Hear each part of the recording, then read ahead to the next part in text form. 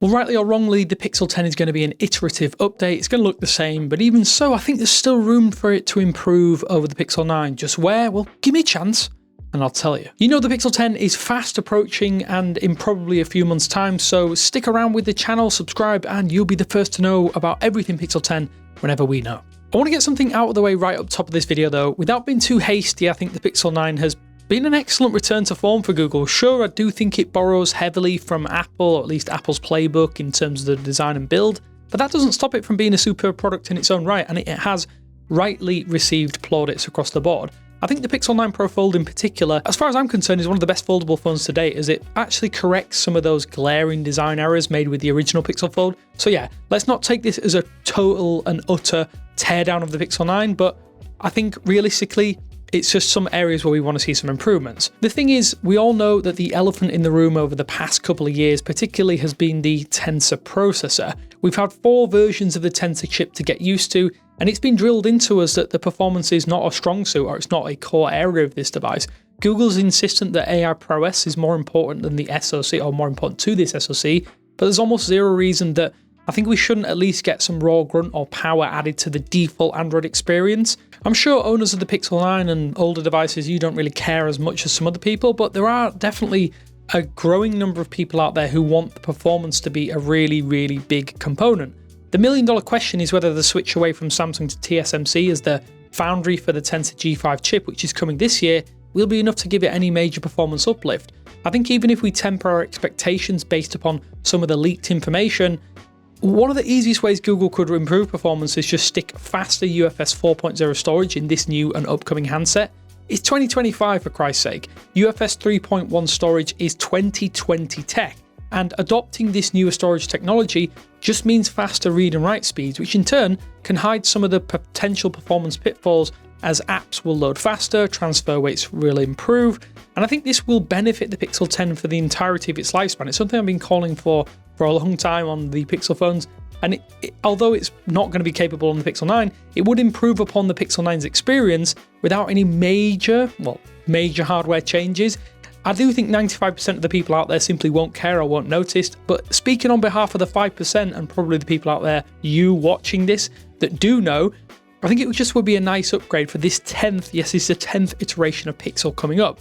We know it's not going to be the Snapdragon 8 Elite chip on the Tensor G5, but 85% of the way there, and with faster storage, I think that would be really nice. There is a knock-on effect with this new chip though, and if the move to TSMC aids performance, I think a bigger benefit could be the efficiency. Short of throwing in larger batteries or adopting silicon carbon tech to increase that capacity in the smaller footprint or the exact same chassis as they're going to use again this year, we're going to need to see this increased for longevity day to day. Pixels have really struggled almost from the very get-go, and although the 8 and 9 series have stabilized things for all but the most insane and intense use cases, Snapdragon phones have had an undoubted edge for a few years now, and it's because the chip, or those chips, are better at power management. Thermals have been pretty good on the Pixel 9, but we have no major complaints there when talking about device temperatures, but it is something, again, that we could see improved with the move to a new chip and processor, and therefore improve the longevity and lifespan of the internal cell within them. I will say personally, I've found standby time on my Pixel 9 Pro XL, well, compared to some of the competition out there like the Galaxy S25 Ultra, I want to stop short of calling it woeful, but that's the only way I can kind of describe it. It's hard to ascertain why it's so bad, at least compared to that phone. Both devices have very similar core internals, similar battery sizes, but it's likely that the Tensor G4 is a reason for the decreased lifespan when my phone is actually idle. I've seen dips of almost 25% overnight with the Pixel 9 Pro and the Pro Fold when I've switched between them, with little reason for that to be the case because it's running the same applications as on my Samsung phone.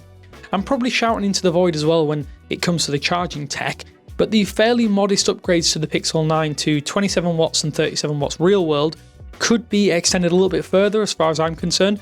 I think I've been spoiled over the last few months switching between a lot of the devices, particularly the OnePlus 13, which can charge via the wire in under 20 minutes. It makes the Pixel 9 charge times feel really, really glacial in comparison. I think 45 watts should be the minimum across all devices and not limited or split between the Pro tier and the standard models, albeit those are capped currently at 37 watts in the real world But yeah, Google could really do a little bit of work with the charging tech to give some sort of, give something back, I think, to people who are Pixel fans and hardcore Pixel fans at that. While I do think the camera on Pixel phones over the past couple of years have improved since they've adopted this 50 megapixel tech and really made strides with it, a few things do still need to be resolved with the Pixel camera when it comes to the Pixel 10 arriving on market. Most notable, I think, is the lag when using that 50 megapixel RAW mode. This has seemingly persisted for a while, and although software updates are supposed to fix it, I do think it builds on another issue that I think is in part due to how Google processes images after the shutter button has been pressed. Although this is not limited to just the Pixel series, when you're in the viewfinder, the image that you capture versus the one that you eventually end up with can actually be drastically different because of the post-processing effects that are all handled automatically after you press a shutter button. I think it would be really great if the Pixel 10 were the first in the lineup, yes, the first, you hear me correctly, to be able to show real time what an image would look like before you do eventually press that shutter button, as it's no great shock once it goes through that processing phase. Alternatively, I do think it would be nice if there were a way to disable certain post-processing effects without having to use an extra application like Snapseed or spend a while in Google Photos tweaking for a more natural image effect. I've actually found myself using applications like ZeroCam to get zero processing in my photos a lot more as I've been using the Pixel 9 series this year than probably ever before. Last year, we also hoped that some of the zoom lag when switching lenses would get fixed with the Pixel 9.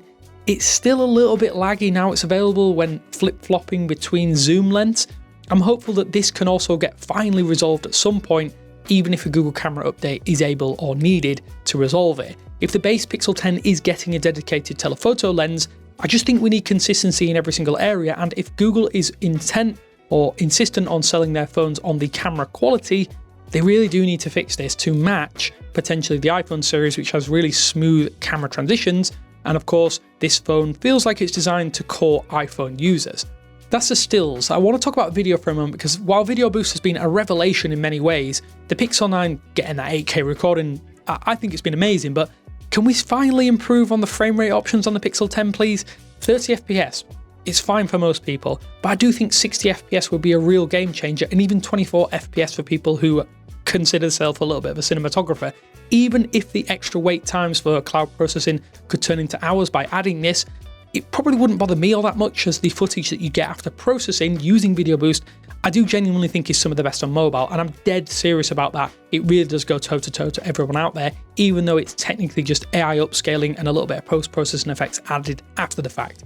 Another selfish wish from me personally is for Google to add a log video recording mode with the Pixel 10 series. It's been on my personal wish list for a couple of years now, and we're seeing lots of other OEMs and phones out there have the option. I think it would be really great for any budding mobile videographers, given the flexibility to work with log footage in post-production workflows. So yeah, a couple of things there in the video that I'd really like to see Google add with the Pixel 10, and maybe backport them to older options and older devices as well. I think while problems persist with practically every piece of technology, I think there's no denying that faults have been somewhat common with Google's phones over the years, especially now we're 9 versions into the lineup.